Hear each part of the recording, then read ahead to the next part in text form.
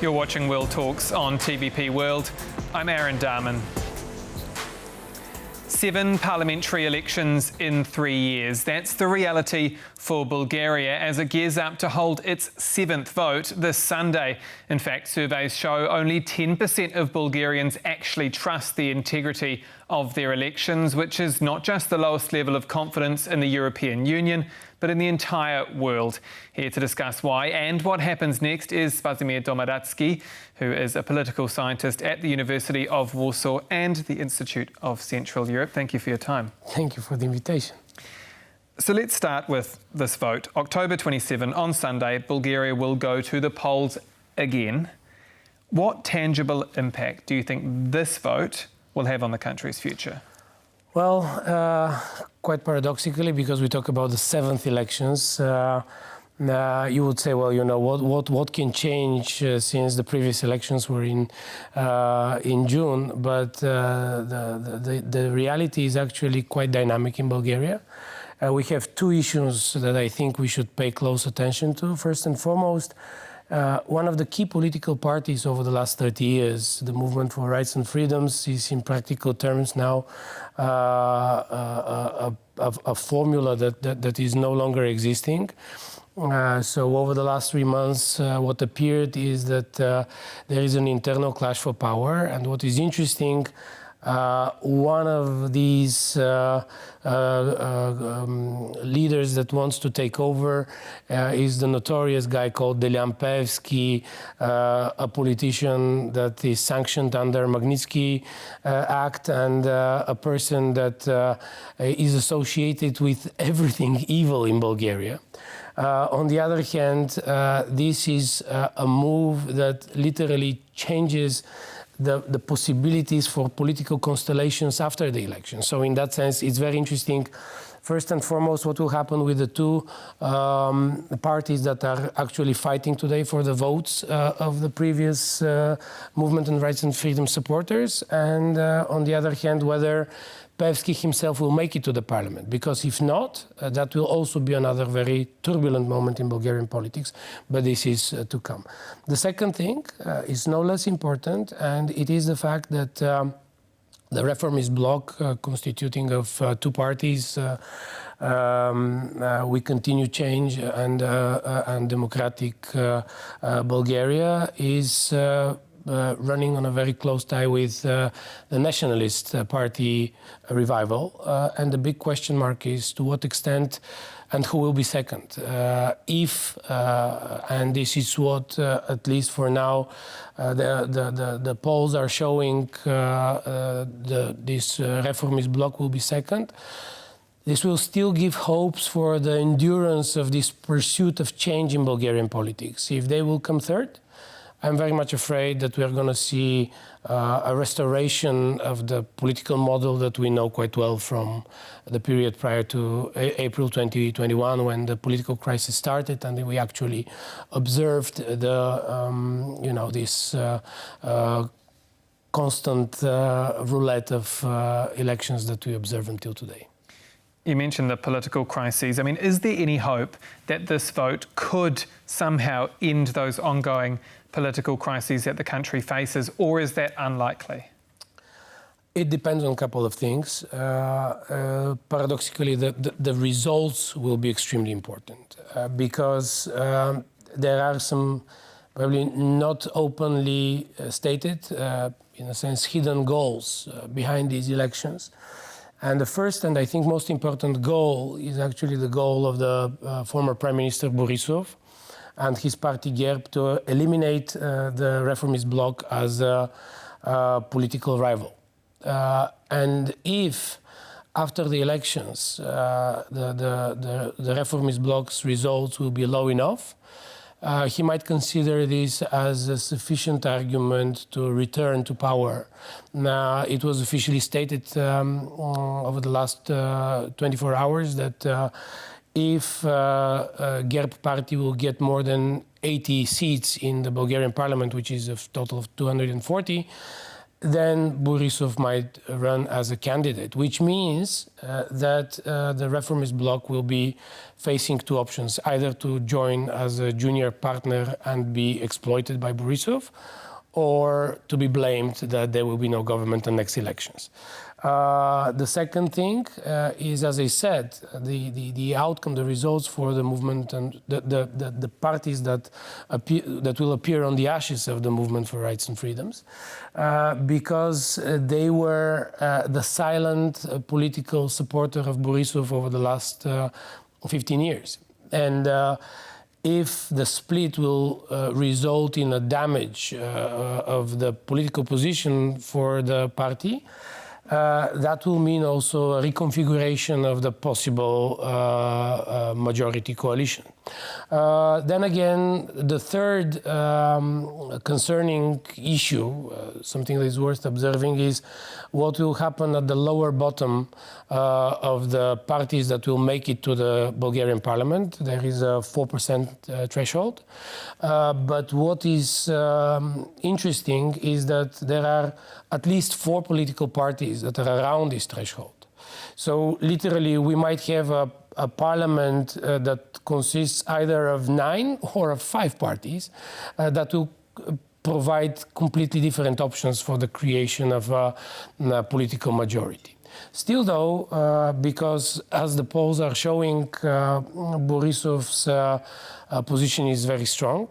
He will come first, and there will be a huge gap between him and the second party. We should expect that he will be the one giving the cards after the elections.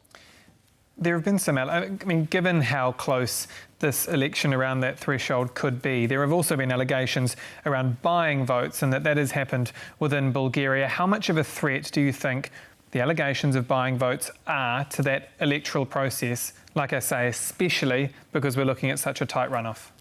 That's an extremely important question because first and foremost, I would say that this is one of the consistent political diseases of Bulgarian politics. And all of a sudden, in the context of this decreasing, as you have mentioned at the beginning, trust in the political process, we see a constantly decreasing turnout over the last 7 years. 30% predicted. Exactly. So the price of every single vote is much higher. In that respect, what is coming out as various informations, I don't want to speculate, but the prices of votes went up and to quite serious amounts, which makes the seats in the Bulgarian parliament quite an expensive luxury. The point is that this pathology currently takes place in particular because for Peevski, making it to the parliament is an element of survival. If he will not make it to the Bulgarian parliament, it will produce substantial turbulences in Bulgarian politics and in the structure of the Bulgarian state. And in that sense, for him, it is of vital importance to make it in and to buy the votes of a party of supporters that were always backing their leader, Ahmed Dogan, who is now the honorary president of the party, technically not participating in the political process, at least until last September, but with the unprecedented attacks on and his aides in Bulgarian politics, he had to return. And there are numerous allegations about what is happening in the countryside, how people are being threatened and promised various things in order to collect votes. And the big question mark, actually, what we observe is whether the tycoon, the Peevski, will be able to gain enough support to secure his political survival. I want to take a bit of a wider lens, a European lens, if you like. Bulgaria and Romania both joined the EU together in 2007. Now, Romania is viewed as being largely integrated into Europe, but Bulgaria is lagging behind. It's the poorest country in the EU. Why do you think that's happened? Well, I don't need to be more creative than the words of the current European prosecutor, Laura Kövesi, which already several years ago visiting Bulgaria and meeting with Borisov later on nailed it by saying that until you will have people like Borisov in power, you will continue to face this reality. It is extremely important to underline why people went to the streets in 2020 and 2021, because this is not only a reality that is realized in Europe, coming from the particular, analysis, but it is also a feeling that people sense in Bulgaria. They know that things should look differently. They see that other countries flourish, develop, they benefit from the process of European integration, and all of a sudden you see this reality changing, but on a very slow pace, and in practical terms enduring in a kind of a locked reality. The paradox is that whether we like it or not, Borisov is the European face in Bulgarian politics. No matter how absurd that sounds. Over 12 years in power, he managed to become one of the longest enduring European politicians. He, unlike others, is very efficient in the sense that he knows how to swim with the mainstream. He is not challenging European integration process. He's accepting silently everything that Brussels expects. And the outcome is that he has a green light to frame the reality in Bulgaria as he wants. And we should not forget who is Borisov. Borisov is the former bodyguard of Todor Zhivkov, the last Bulgarian communist dictator. So in that sense, it is difficult to expect that all of a sudden you will have an enlightened politician who will bring a new vision. What we see is actually the petrification of the political system in a very awkward type of transition in which a model of patronage type of politics is being incorporated into the European Union. So 7 elections, like I mentioned earlier, 30% voter turnout expected on Sunday. Forgive me, I mentioned Saturday earlier.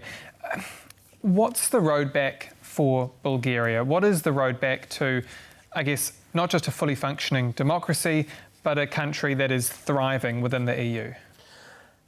This is a very difficult question, because if it was one issue, it would be easy to mention. We see how over the last 4 years there is numerous issues on the table that need to be challenged if this country is to start catching up the way that Romania does, as you mentioned earlier.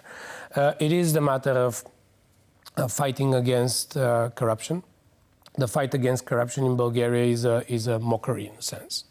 You have people, you can imagine there is no single politician over the last 15 years sentenced for corruption. Even if any type of legal action is taking place, it usually takes much longer. Then it doesn't come immediately, so people barely trust the judiciary. The judiciary itself is currently, you can observe in the context of these elections, how the judiciary is exploited by Peevski together with the prosecutor's office and the Minister of Interior in order to create appropriate conditions in the context of the elections.